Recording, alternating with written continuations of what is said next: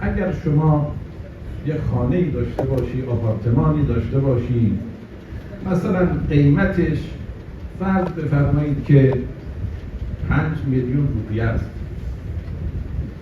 و کسی میخواید بفروشی این رو، کسی بیاد بگه که من این خانه را به 10 برابر قیمت از شما میخرم،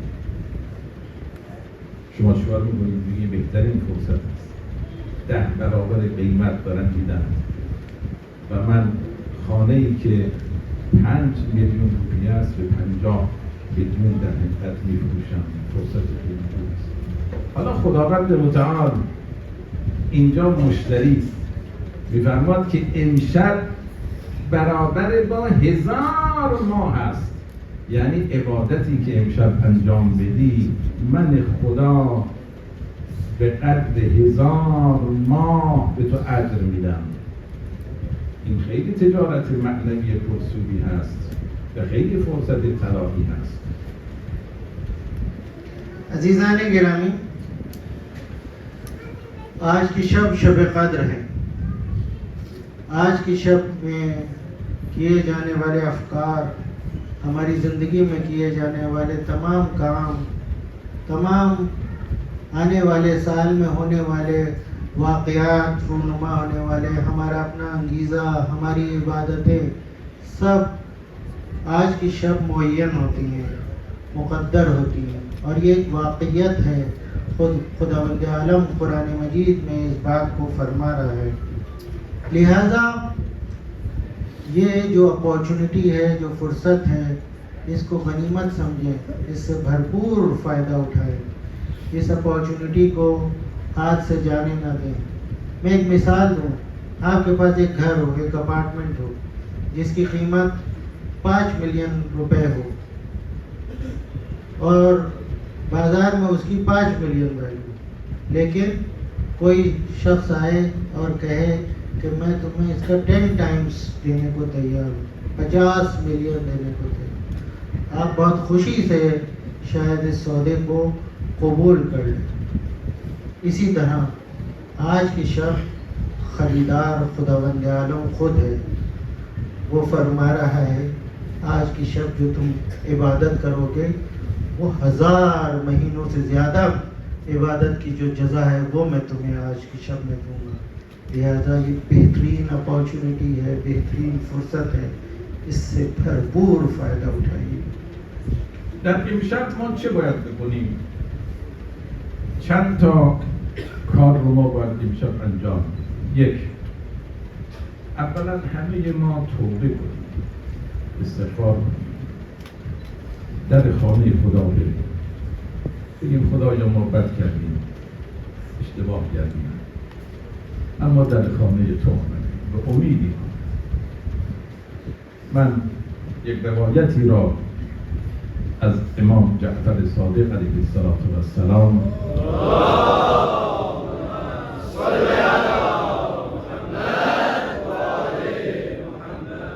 برای شما نقل میکنم.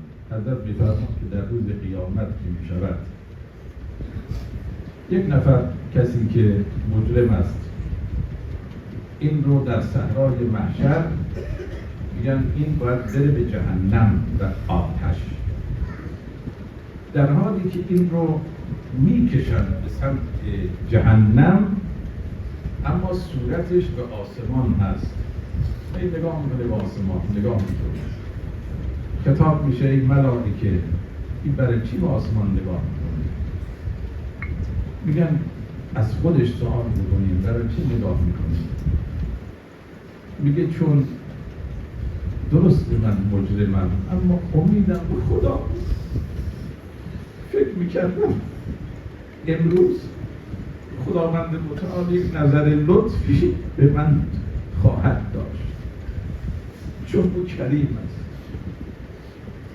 خطاب میشود از جانب خداوند متعال که به عزت و جلالم قسم، این در دنیا هیچ وقت به من امیدی نداشت و الان برای اولین بار امیدش به من هست و من امید او را ناامید نمی کنم.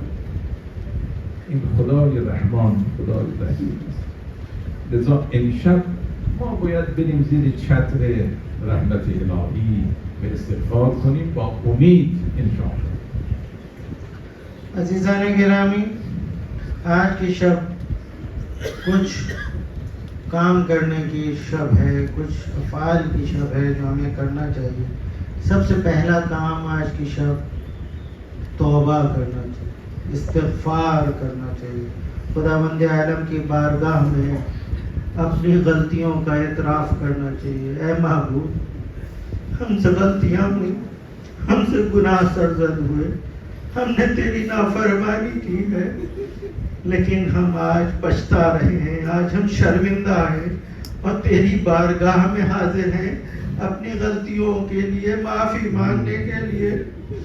لہذا ایک واقعہ، ایک روایت آپ کی خدمت میں عرض کروں. کتنی خداوند عالم سے امید کی جا سکتی ہے، اس کی بخشش کی کتنی راہیں موجود ہیں. کبھی نا امید نہیں ہونا چاہیے. امام جعفر صادق علیہ السلام فرماتے ہیں کہ ایک شخص روز قیامت محشر کا عالم ہے.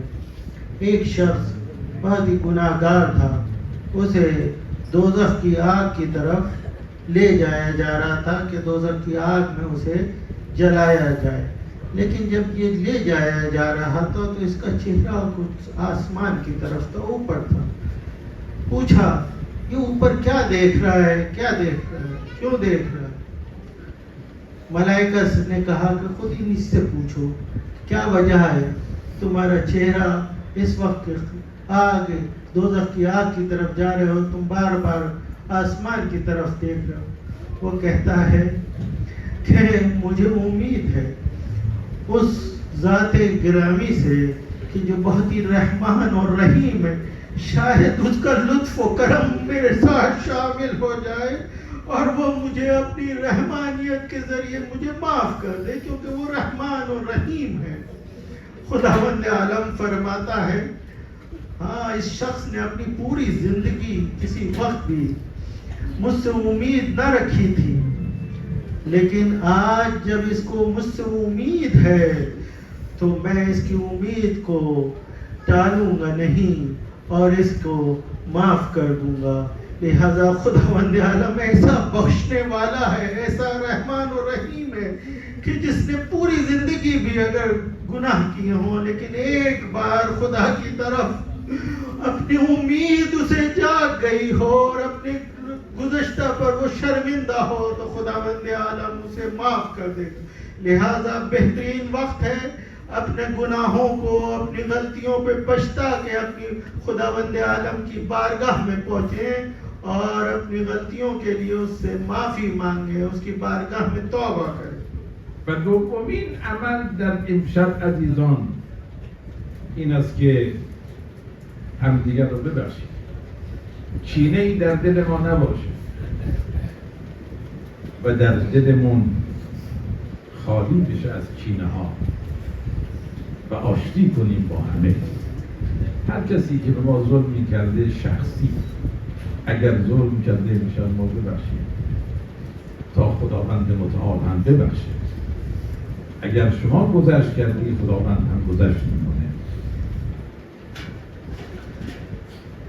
اور دوسرا عمل جو آج کی شب انجام دینے والا ہے وہ یہ ہے کہ ہم ایک دوسرے کو معاف کر دیں. اپنی زندگیوں میں ہو سکتا ہے کسی نے ہمیں تکلیف پہنچائی ہو، کسی نے ہمیں تکلیف دی ہو، دل میں کینہ ہو، دل میں تکلیف ہو، اس کے لیے رنج ہو تو اسے معاف کر دیں.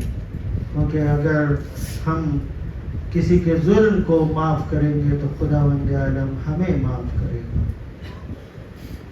و سوم این که زیر سایه قرآن بریم و قرآن رو واسطه قرار بدیم و 14 معصوم رو واسطه قرار بدیم که به برکت اونها انشاءالله خداوند یک نظر لطفی به ما بکنه.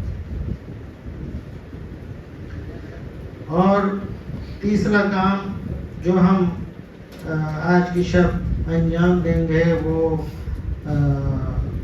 در حقیقت قرآن مجید کے سائے میں ہم اپنے آپ کو لائیں گے اور یہ طے کریں گے कि हम कुरान मजीद के साए में ज़िंदगी गुजारें।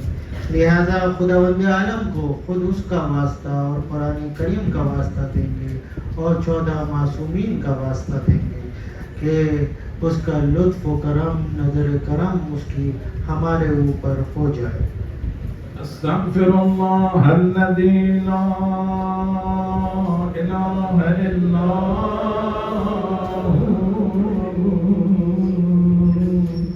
अल हय्युल क़य्यूम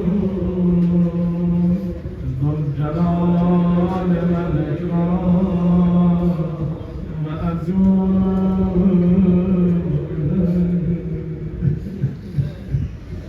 अस्तग़फिरुल्लाह अल्लज़ी ला इलाहा इल्ला अल हय्युल क़य्यूम ज़ुल जलाल वल इकराम।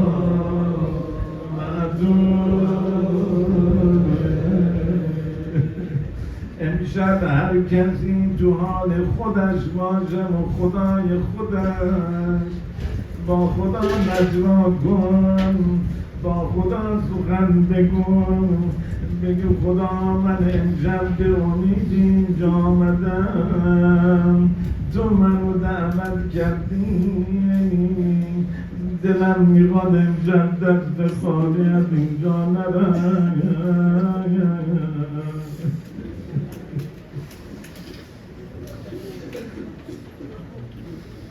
अज़ीज़ान गिरामी, आज की शब अपने अपने हाल में फ़कत रहें, भूल जाएं आप किसके किनारे बैठे हैं, किसके साथ बैठे हैं।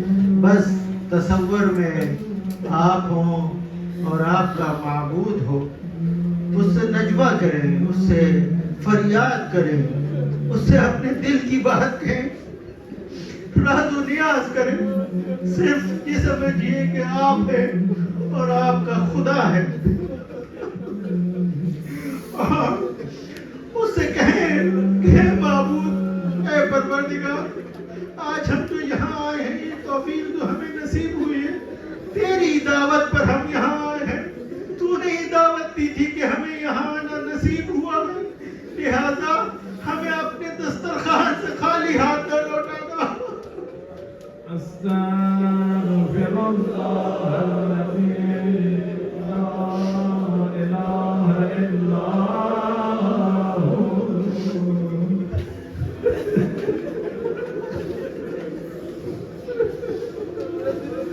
अल हय्युल क़य्यूम ज़ुल जलाल वल इकराम अतूबु इलैह।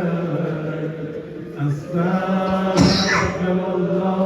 अल्लज़ी ला इलाहा इल्ला अल हय्युल क़य्यूम ज़ुल जलाल वल इकराम अतूबु इलैह।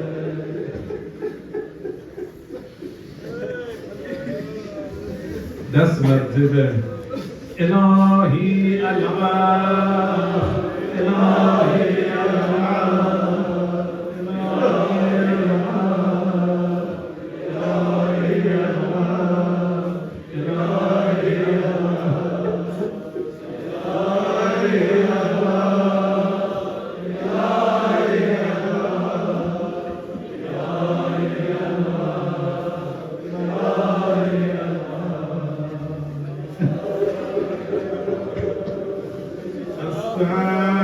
अस्तग़फिरुल्लाह अल्लज़ी ला इलाहा इल्ला अल हय्युल क़य्यूम ज़ुल जलाल वल इकराम अतूबु इलैह।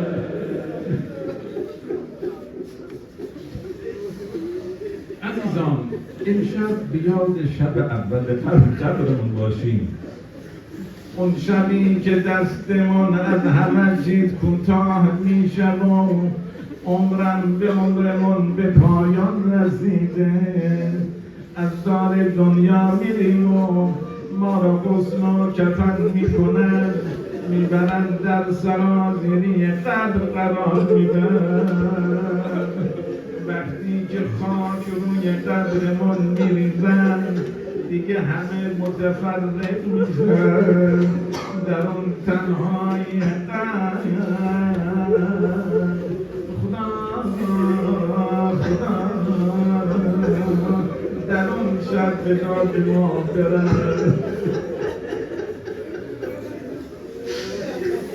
अज़ीज़ान गिरामी, आज की शब ये तारीखी जो हम देख रहे हैं, तसव्वुर में चलिए, उस तारीखी का तसव्वुर कीजिए कि जब हमारी कब्र में पहली रात होगी, इससे ज्यादा तारीखी होगी उस वक्त जब हम इस दुनिया से चले जाएंगे।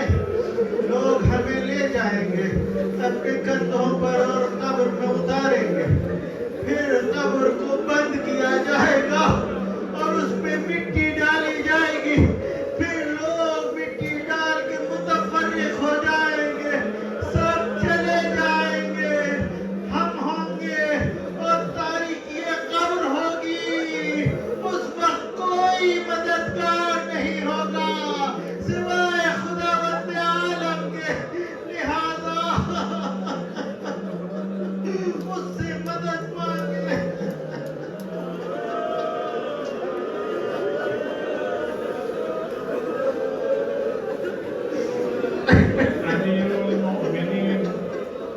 امیرالمؤمنین در سر شب امشب بچه‌ها رو جمع کردن، همه دور امیرالمؤمنین رو گرفتن، میخوان ودا کنن.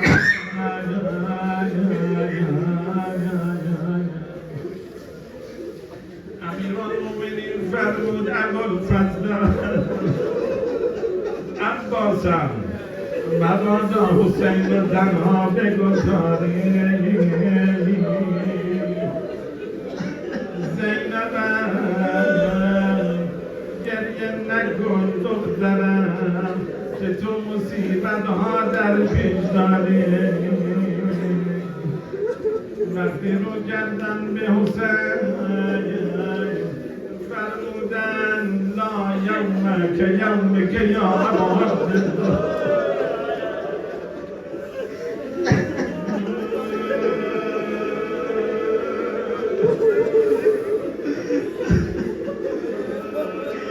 एक मर्तबा आज ही की शब थी, कूफे में इमाम के सर पर ज़रबत लग चुकी थी, बिस्तरे मरीज़ी पर थे, बच्चों को जमा किया, सब फर्जंदान इमाम के इर्द गिर्द जमा है, सबको नसीहतें फरमा रहे हैं, सबको वसीयतें फरमा रहे हैं। एक मर्तबा अबुल अब्बास से कहते हैं, ऐ अब्बास मेरे हुसैन को तन्हा न छोड़ना।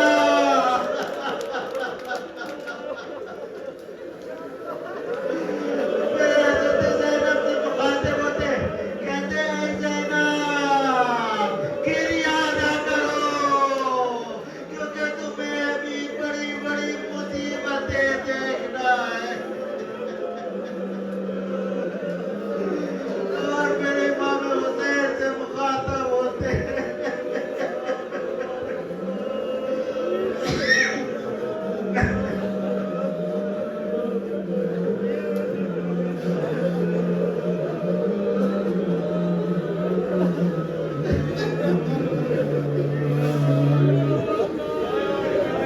اینجا بود که زینب فرق چه گفته بابا رو دید، تحمل نمی‌کرد. اما خدا میدونه در کربلا چه گذشت. اون موقعی که آمد بالای تل زینبیه، دید و شمر و جان سمعا صدره، این شمر روی سینه امام زد.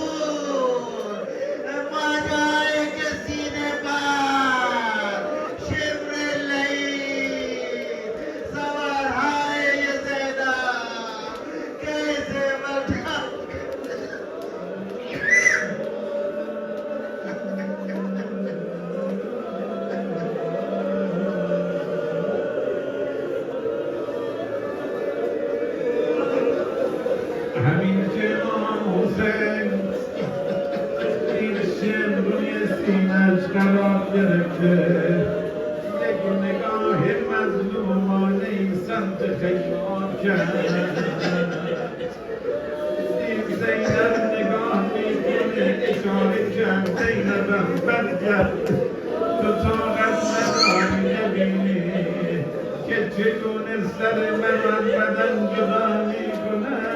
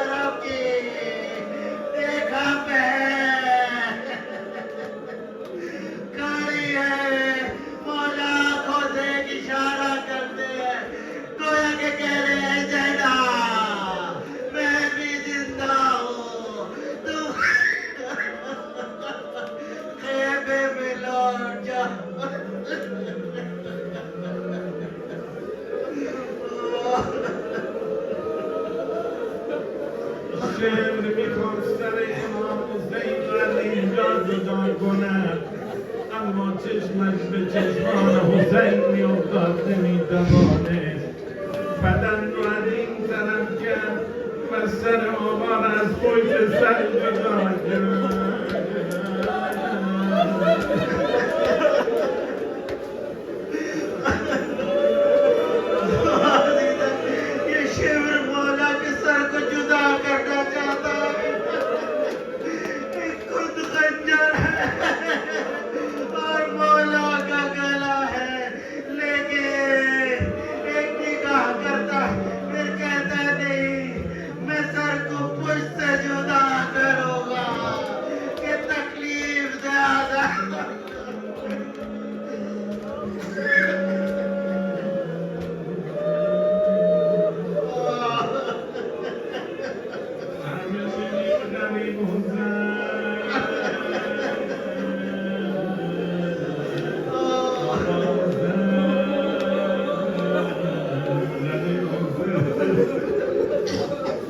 اما عزیزان وقتی که سر امام حسین رو جدا کردن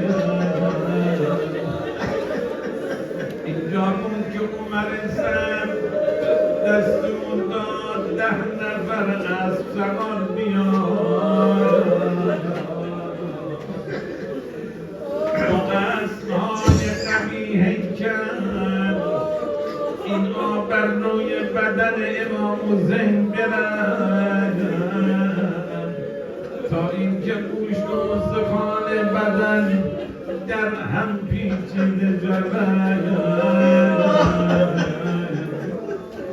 خدا میدونه با این بدن چه کردن که وقتی که زینب آمد به قتلگاه دیگه بدن حسین رو نشناخت هرچی نگاه میکرد اما به یک مرتبه چشمش به بدن پاره پاره شده حسین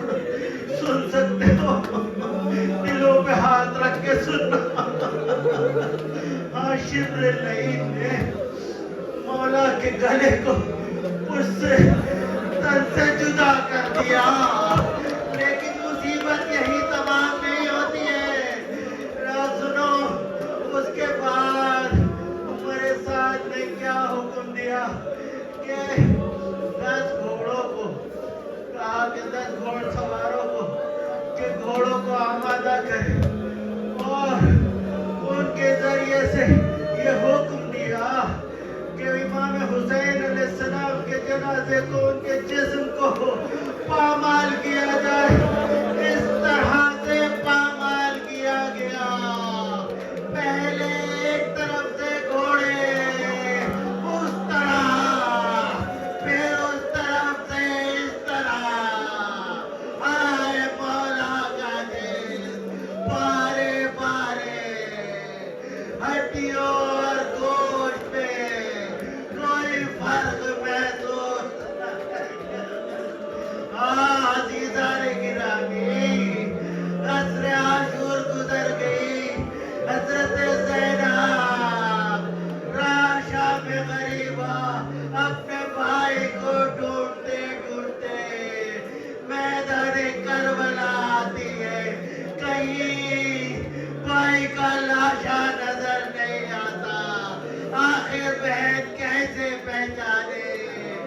भाई का लाशा टुकड़े टुकड़े हो चुका, घोड़ों के से पामार हो चुका।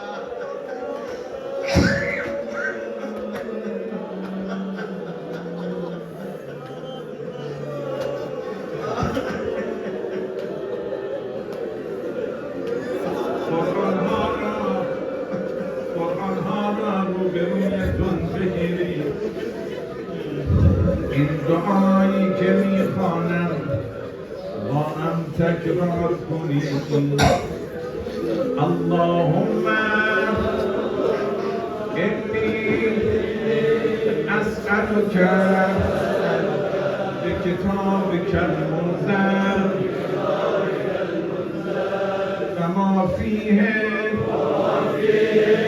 و فیه اسمک الاکبر و اسماؤک الحسنى و ما یخاف و یرجا ان تجعلنی من عتقائک من النار. خب قرآن ها رو اینجا حوائجتون اول اونجا ذکر کنید. هر کسی अपनी दुआओं को मांगे, खुदावंद आलम से अपने दिलों की बातों को खुदा से मांगे. اینجا هر کسی حوائجی که داره در درون خودش بیاد بیاره و ذکر کنه، جای همین هست. अपनी दुआओं को अपने जहन में लाएं और उसके जिंदमा करें, उसको अपने खुदावंद आलम की बारगाह में उससे राज नियाज करें, उससे मांगे, दिल की बात उससे कहें.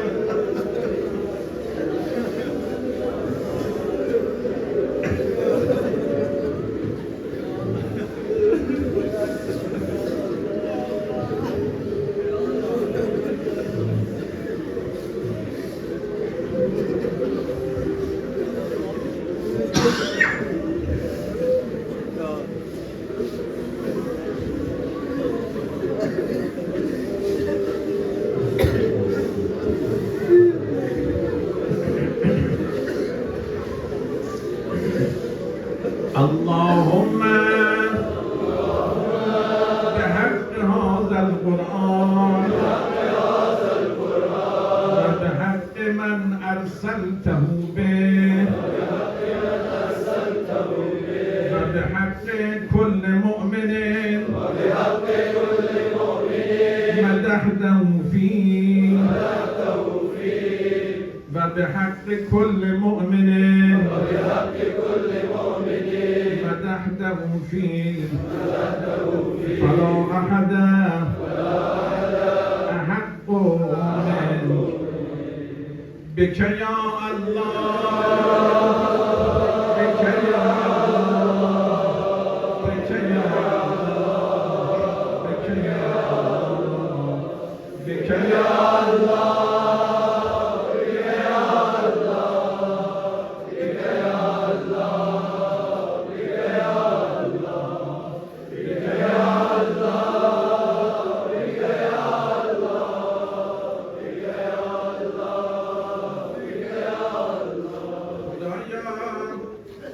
خدایا به حق ذات و جلالت و کبریاییت، به حق رحمانیتت خدایا حوائج این جمع برآورده بفرما.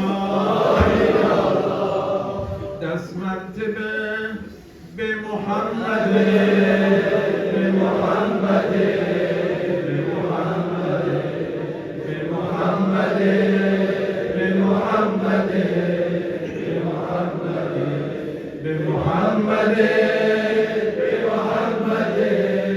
به محمد پروردگارا پیامبرتون پیامبر رحمت بود،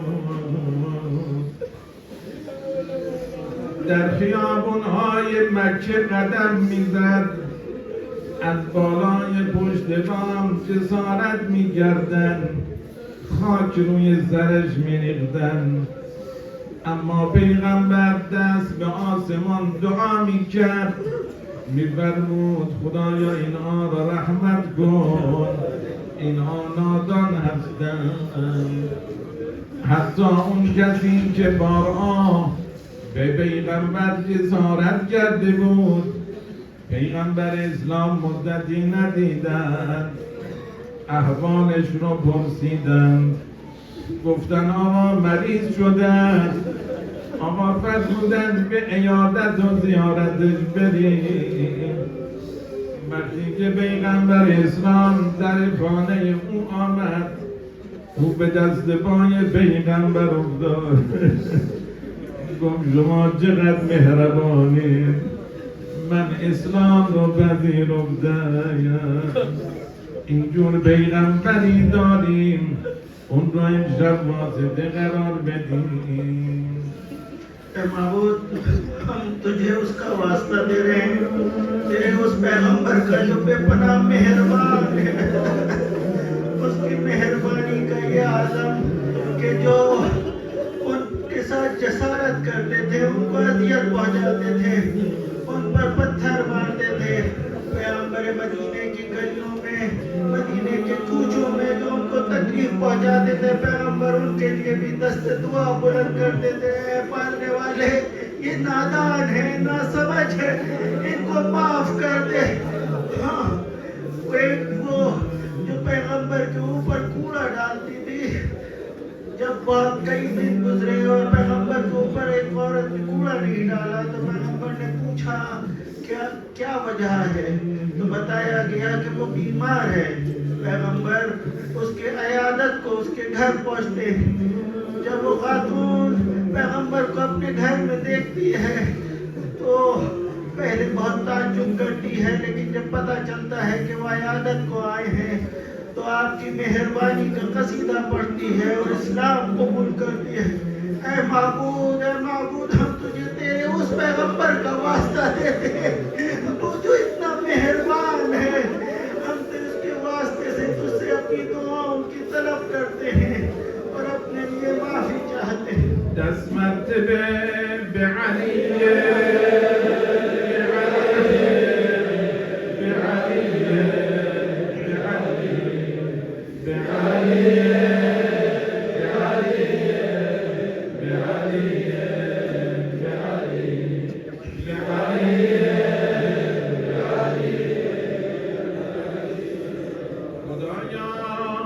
به فرق شکافته امیرالمؤمنین، خدایا به ناله ها و گریه های بچه های امیرالمؤمنین در انجام، به ناله های یتیمان در مزنجان، خدا ما رو مورد رحمت خودت قرار بده. माबूद, हम तुझे वास्ता देते हैं, हजरत अली अलैहिस्सलाम के शिकाफ्ता सर का वास्ता देते हैं। ऐ माबूद, हम तुझे वास्ता देते हैं अमीरुल मोमिनीन के यतीमों का, जो आज की शब की रियाज़ारी कर रहे हैं। ऐ माबूद, तुझे उनका वास्ता, अपनी रहमत हमारे ऊपर नाजिल फरमा। دست مرتبه به فاطمه، به فاطمه، به فاطمه، به فاطمه، به فاطمه، به فاطمه، به فاطمه، به فاطمه، صبت علي مصائب له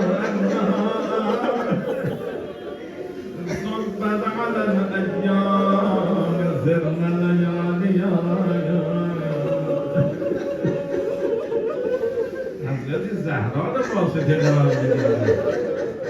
خدایا به پهلوی شکسته فاطمه،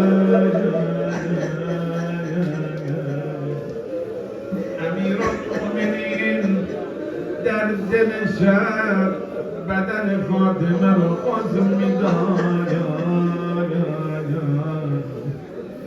به یک مرتبه اسما میگه امیرالمؤمنین کنار رفت، آه گریه میکرد نالجد، گویا دستش پهلوی برم گرده زهرا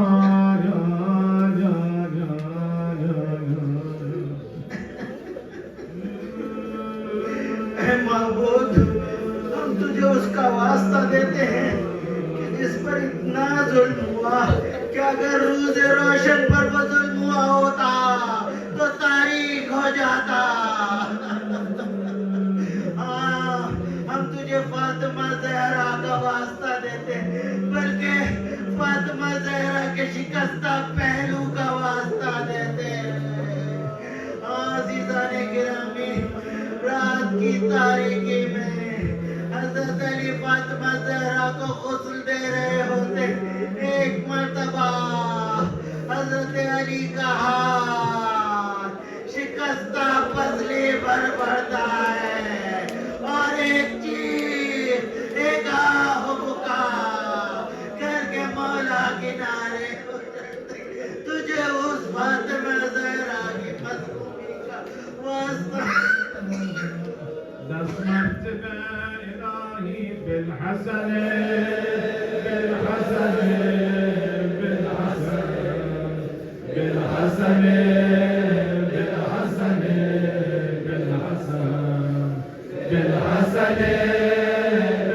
بالحسن بالحسن بالحسن دست مرتبه بالحسین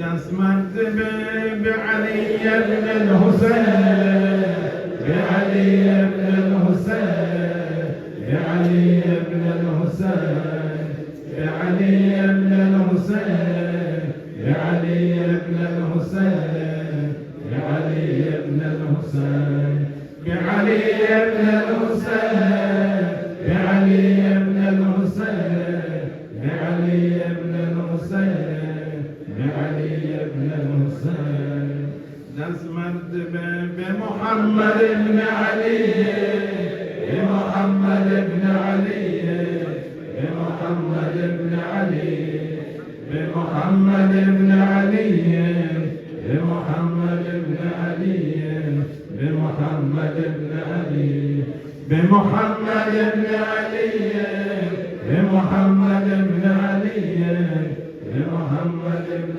علي بمحمد بن علي دست مرتبه بجعفر بن محمد بجعفر بن محمد بجعفر بن محمد بجعفر بن محمد بجعفر بن محمد بجعفر بن محمد بجعفر بن محمد بجعفر بن محمد بجعفر بن محمد بجعفر بن محمد بموسى بن جعفر بموسى بن جعفر بموسى بن جعفر بموسى بن جعفر بموسى بن جعفر بموسى بن جعفر بموسى بن جعفر بموسى بن جعفر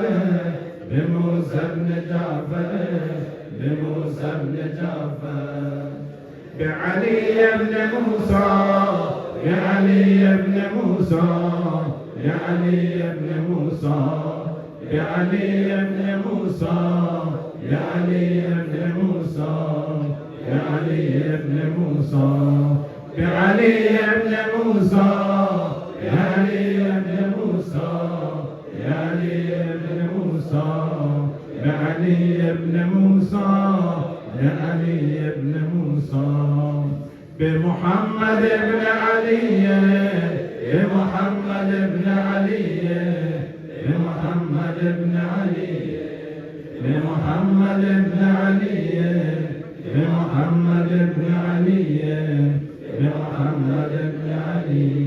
بمحمد ابن علي بمحمد ابن علي بمحمد ابن علي بمحمد ابن علي بعلي ابن محمد بعلي ابن محمد بعلي ابن محمد بعلي ابن محمد بعلي ابن محمد بعلي ابن محمد بعلي ابن محمد بعلي ابن محمد بعلي ابن محمد بعلي ابن محمد بحسن ابن علي بحسن ابن علي بحسن ابن علي بحسن ابن علي بحسن ابن علي بحسن ابن علي بحسن ابن علي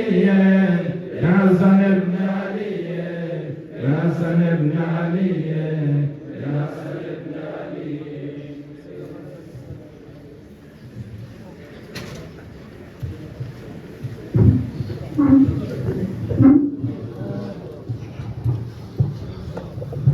سمت قبله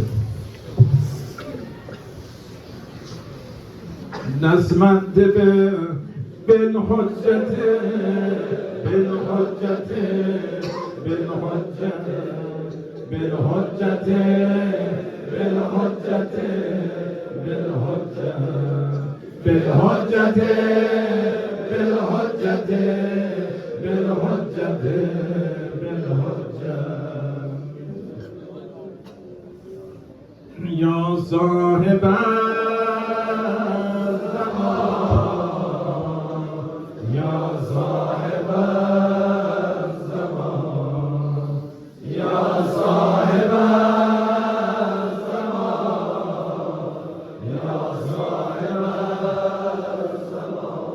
القوس الأمان يا صاحب الزمان القوس الأمان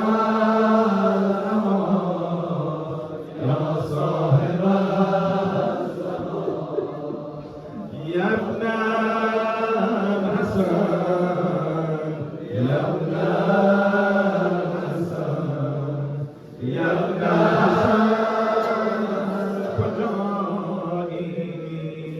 يا ابن الحسن فجائي يا دلم جدائي يا ابن الحسن فجائي يا ابن الحسن فجائي پروردگارا ببینید الان موقع استجابت دعاست.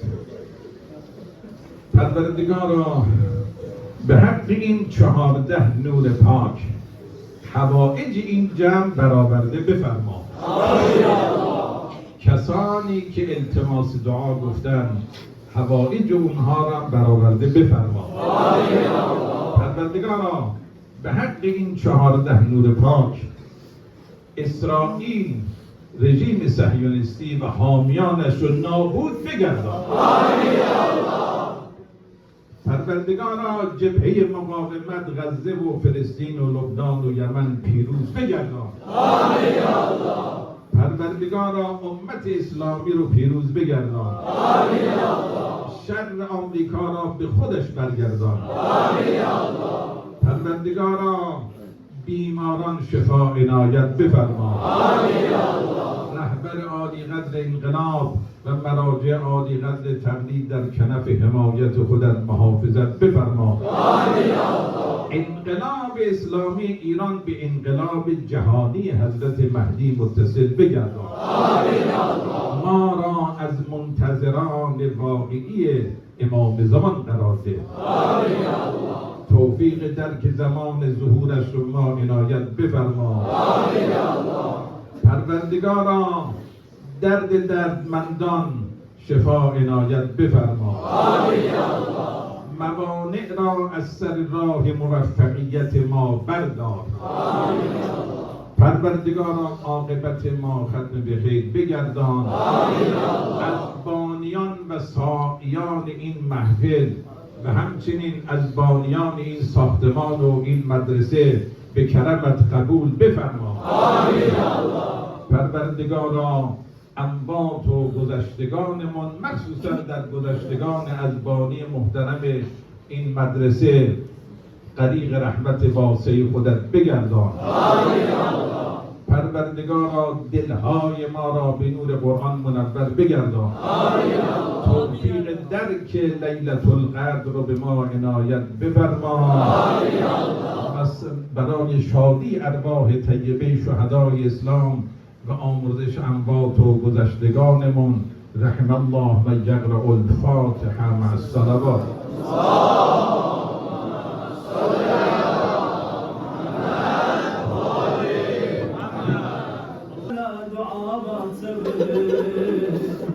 مناجات منصبه ندو استباسبه چی بس دعابه چی بس رنگ تسمولا و خدا امام الزمان جنب رازی جمال یا امام الزمان یا رانا یا پوچی تسلیت زر مولا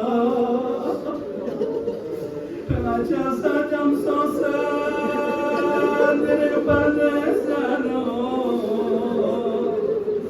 रंगे दादा बाप कन सकता यारा नया यारे पछी कचवल खड़ा मोला आज रखला यार मान ज़मान जवान को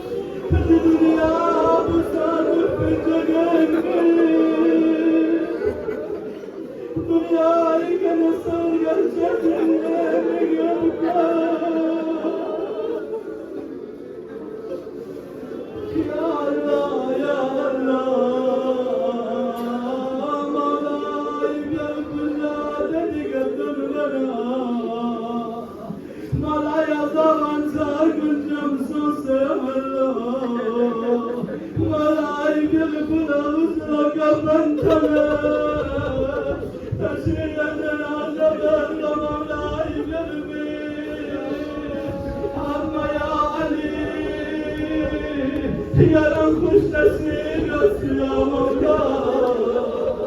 yaran avuşma kafan çapkanırga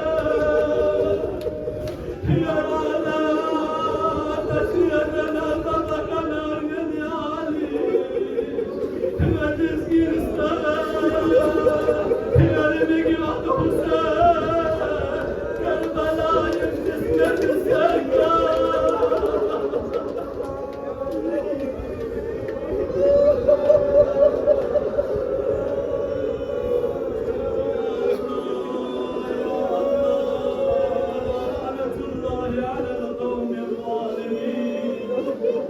وسيعلم الذين ظلموا أي منقلب ينقلبون